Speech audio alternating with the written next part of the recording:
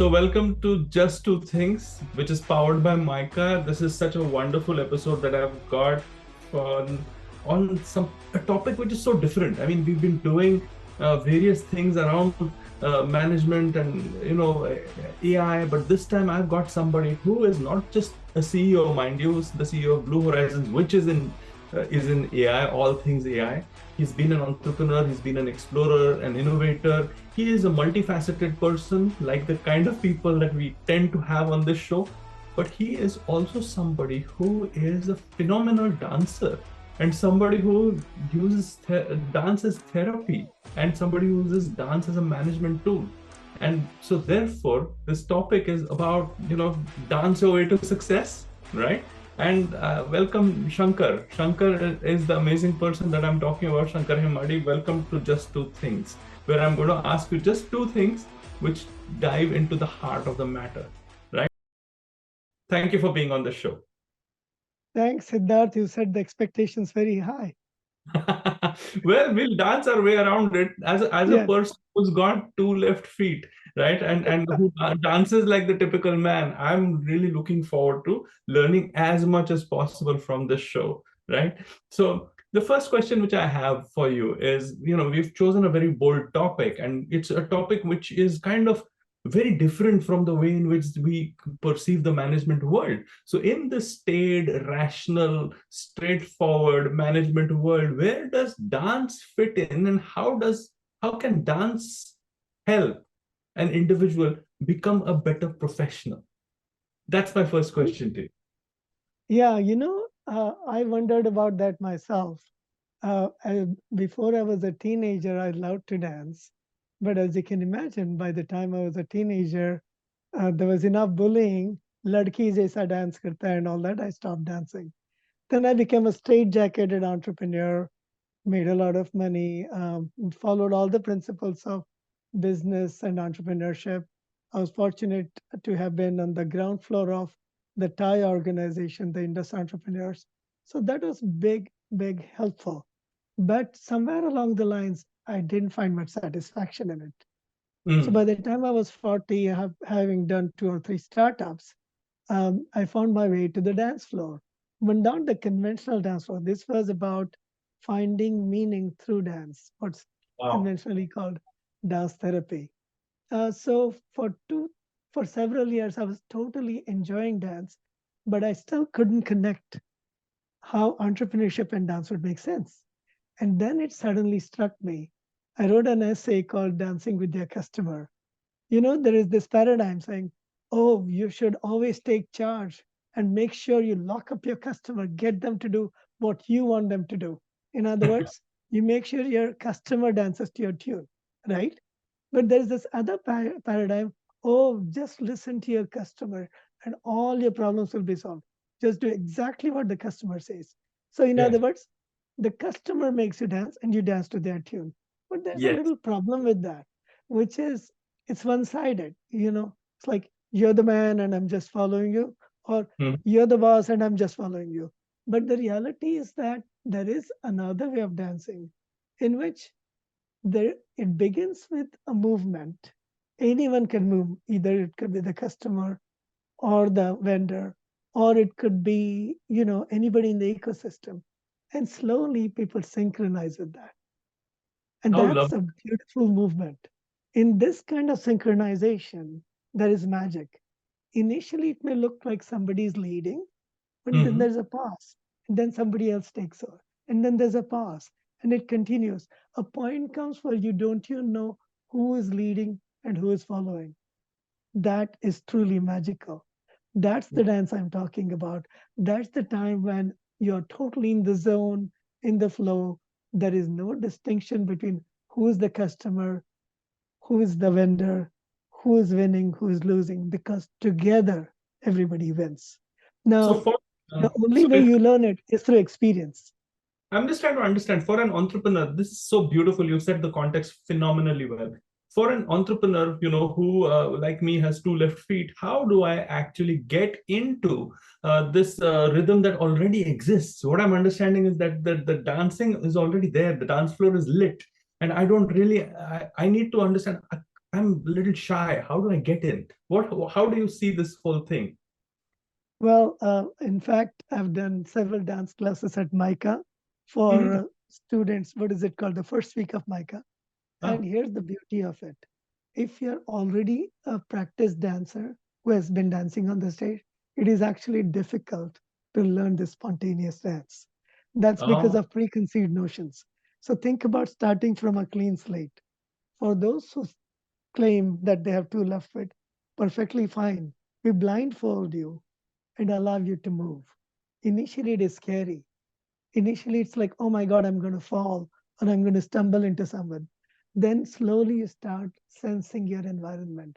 It's like you enter a metaverse where, with your eyes closed, all the other faculties open up, your ears, the feeling of touch, the movement, even the heat, the smells, everything opens up. And then you start sensing that you can feel the environment with completely closed eyes. phenomenal. Slowly, as you open up, what Yeah. happens is you start to follow the cues. We don't talk because talking actually distracts and puts us into the head. Often, what happens is the reason we are left feeted is not because we're not capable of dancing, but all our consciousness is stuck here. It's all in the Ah, brain, but the rest of the body gets completely ignored. That's one so of the reasons we ask people don't talk and just listen, just feel. So it becomes a completely embodied experience. And if you're a dancer and you've seen, by the way, I learned this dance from my daughter when she was 2 years old. I wow. asked her, how come while doing Garba, you did this parabolic movement and hyperbolic movement? And she said, Dad, you're thinking too hard. All you need to do is just dance, dance, dance. So The reality is it's much simpler than you think. For all those people who are losing Shankar's hands in the background, his dance movements are not captured because he's also an AI person who's got a virtual background at the back of his thing. But having said that, Shankar, what a wonderful thing. You are moving your intelligence from just the confines of your head to the rest of yourself or the rest of your body through dance. And obviously, that becomes a bigger, higher intelligence that you're bringing to the dance floor, which is your office, your work, your customers. Is that fair? Is that legitimate? Is Yes, that yes. whole difference that it makes to an entrepreneur or a corporate being, who is like stuck with the typical rules? Is that fair to say? Yes, and if I were to qualify that a little bit, think about the last time you did business with somebody. Was it Mhm. the person who was the smartest, the most intelligent, or was it the person who you trusted completely? Oh, You trust, see, without doubt. yes, and intelligence does not mean only high IQ. Mm, It also does not mean only high EQ. mm, Intelligence is our way of navigating ourselves through the universe. And in this universe, you have five physical senses, you have the intellect, you have a compassion and feeling, and you can detect, even without a word, even a small infant knows who to trust and who not to trust based on eye movement, based on the mm, feeling, based on mm, smells. mm. That's the kind of. Now, you might think that, oh my God, is Shankar asking me to go back to my infancy? No, there's a lot of non-verbal intelligence, embodied intelligence. That's more like 90% of how we take our decisions. How If you ever lovely. read about how people take decisions, it's Mm, very little to do with logic. Why mm. is it that one brand is better than another? Why Coca Cola versus Pepsi? It's not a rational decision. It's how you No, feel. So when beautiful. we feel into our customer and the customer gets to feel us by being there with them, that is the embodied dance of life. That's the embodied dance to success. So, how do I have to do this dance therapy every single day to get into the flow, or is this like a one-time thing? What I mean, what do you recommend to somebody who's like a typical, male who's like, stiff upper lip British male? Maybe I don't know what you can Well, say. my recommendation is that you may or may not always find a dance floor. Find Mm, any art, anything. It could be music, it right. could be painting, it could be Mm, writing stories, it could be writing poems, mm, it could be just playing with Chat GPT. anything that brings you into the zone, and use that as the metaphor for life. That's Dance is lovely. a But I wonderful think metaphor dance for is life. something more, isn't it? Because it's not just you become less cerebral. I think that is that Yes, key with this movement thing. So I was more yes. exploring the movement thing, the movement aspect. So maybe just getting into the flow of things physically before you hit work every day might be a useful thing. Yes. The good news is that pretty much anywhere on earth today, you can find these classes, even Hmm. online. Yeah. India has something called SIMTI, uh, Hmm. Conscious Movement Therapy Association of India. Oh, And there are lovely. many such organizations around the world. Folks will put Um, stuff in the links below. Don't worry about yeah, that. Yeah. yeah, dance movement therapy, Yeah. conscious dance. Yeah. There are many other forms, but pretty much anywhere on earth, you'll find forums where you can actually learn how to feel yourself. It's good Lovely. to do it face to face in an embodied session. Fantastic. And it doesn't cost much, to be honest with you. Yeah. But if you really feel that I don't want to move my body, go to anything that moves you. Find a Hmm. practice. It could be Hmm. music, it could be I dance, understand. Yeah. it could be And something that so lets here, go of this here's stuckness in the brain. no, this is fascinating. Here's the second question, as I promised you, coming your way on dance therapy. You've talked about how an individual can change and join the dance floor. But if you imagine if you are managing or even coaching somebody to do the right thing in business and you wanted to make that person less cerebral and get with the flow and use dance as a therapy for doing that, oh, how would you go about doing it? Imagine you have 10 people that you're talking to, or 100 people, or maybe even one person. What would you do in order for you to coach that other person to get into the rhythm, to get into the flow, all of that? How would you go about that? Yeah, it's like anything else. A good teacher is really a good facilitator. We Mm-hmm. don't try to teach people, we help them to learn by removing the obstacles. In this case, the obstacle is actually the thinking mind, the Mm, logical mind. beautiful. Unfortunately, it's not even the logic that stops the person, it's the fear and the greed factor, the fear of losing and the greed of trying to maximize. But the reality is, nobody in their right mind is going to give you if you're fearful or if you're greedy. If you win their trust, that's when Mm, magic happens. Now, mm, how do you teach people, or how can you help people learn that? Through experiencing it. um, any simple dance movement therapy class can help. If you are not yourself a great dancer, you can bring in somebody who knows the art of dance. In Japan, there's a practice called Aikido. That'll do very well too. It's about how we move energy. How do you mm, move energy even when people are going in opposite direction? You can mm. move with the person for a while in their shoes in the opposite direction, and together you move in a direction that's conducive to both of you. So So here's a it is not necessary to only learn dance. a related question to this is what I'm getting is beautiful. What you're talking about is how do I, get the other person to trust, So that involves a lot of vulnerability. Uh, you know, Yes. uh, and the coach has to navigate this vulnerability to reach out to the other person and make sure that the other person is comfortable with. How do you do that? It's like literally coaxing somebody to the dance floor, isn't it?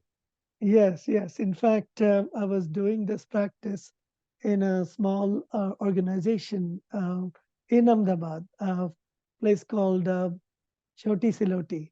And there's a lot of tribal students there. And the coaches or the facilitators are college bred students.